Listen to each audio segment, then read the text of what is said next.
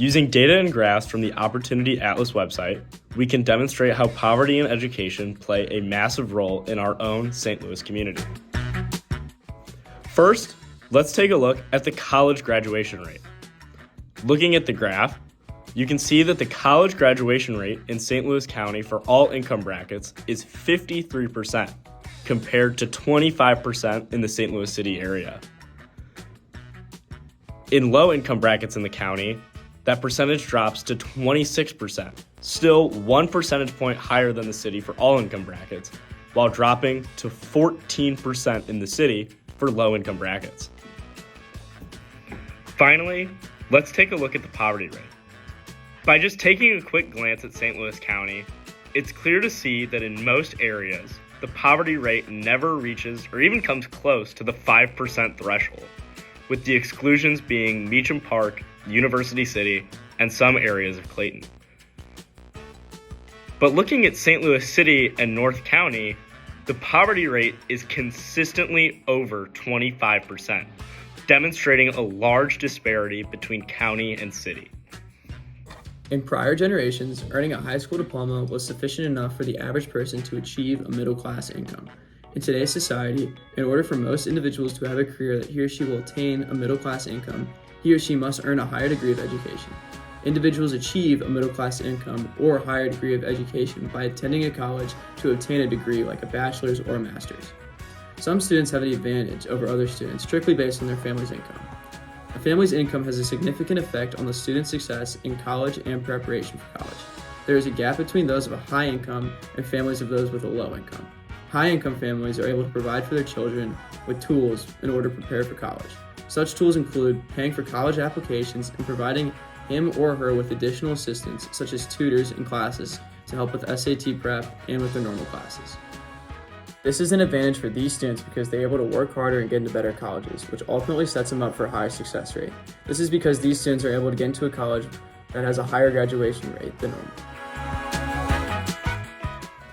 Also, most people must obtain a higher degree of education in order to be considered a middle-income class person and can barely make ends meet with minimum wage or a low-salary job. Although a higher income career can be accomplished without a college degree, it has become more and more difficult to attain a higher paying career with no sort of education other than a high school diploma. Many careers that pay more than a middle-class income requires that an individual has a degree of a specific field.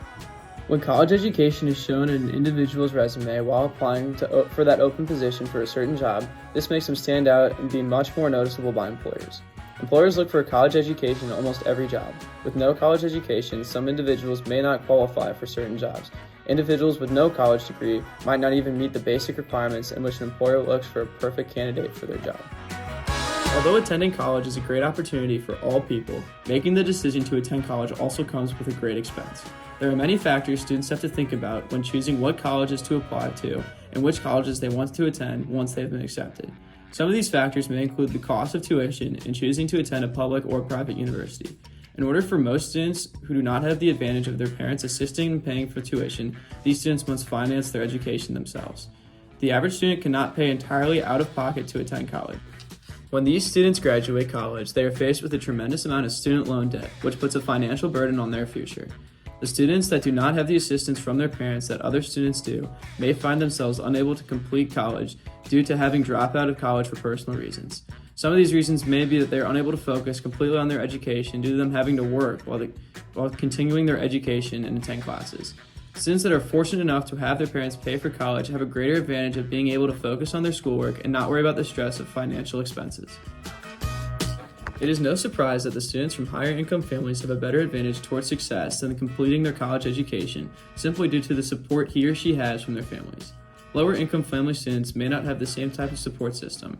Children from lower income families may lack their parents being home to assist on schoolwork due to their parents having to work odd hours at low income jobs. Having guidance from older individuals such as parents and grandparents help a student head on the right path for success. This is not to say that lower income families are not supportive of children when it comes to attending college, but these lower income families are unable to provide what higher income families can for their children. Lower income family students face different obstacles that higher income family students do not.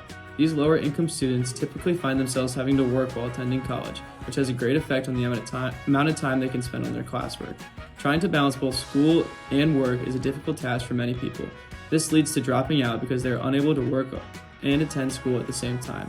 Higher income students may not have a job while attending college because they are provided for with the money expenses they need by their family. There likely will continue to be a gap between the rich and the poor in terms of graduation rates seen in college throughout the years. Of the many students that attend college every semester, there are numerous students that drop out for many different reasons, however, most commonly for being unable to pay for these college classes. Some lower income areas may not be able to provide for their students with the same amount of tools as the higher income schools are able to. Some schools even provide laptops and tablets for their students, while lower income areas might not have this advantage. They lack the student techniques, preparation, and tutoring that is provided to high income families. They also lack the family support, which has a great impact on a student's self-esteem and confidence. Without change provided for lower income families, the gap between the rich and the poor is unlikely going to change. The Church's stance on education is abundantly clear. First, let's take a look at Pope Paul VI's Declaration on Christian Education, titled Gravissimum Educationis. In Section 1, titled The Meaning of the Universal Right to an Education, Pope Paul VI outlines that all men of every race, condition, and age, since they enjoy the dignity of a human being, have an inalienable right to an education that is in keeping with their ultimate goal, their ability, their sex, and the culture and tradition of their country, and also in harmony with their fraternal association with other peoples in fostering true unity and peace on earth. For a true education aims at the formation of the human person in the pursuit of his ultimate end and the good of societies of which, as man, he is a member and in whose obligations as an adult he will share. The Church's understanding of education, as outlined through Pope Paul VI's document, is also bolstered by its interpretation in the Compendium of the Social Doctrine of the Catholic Church, specifically Chapter 4, Section 2, Paragraph A.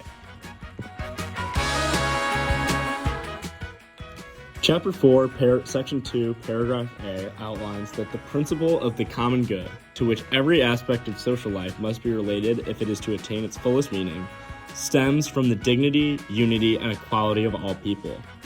According to its primary and broadly accepted sense, the common good indicates the sum total of social conditions which allows people, either as groups or as individuals, to reach their fulfillment more fully and more easily. This line of thinking also applies to education, as all human beings must have the proper education in order to fully participate and live out the common good.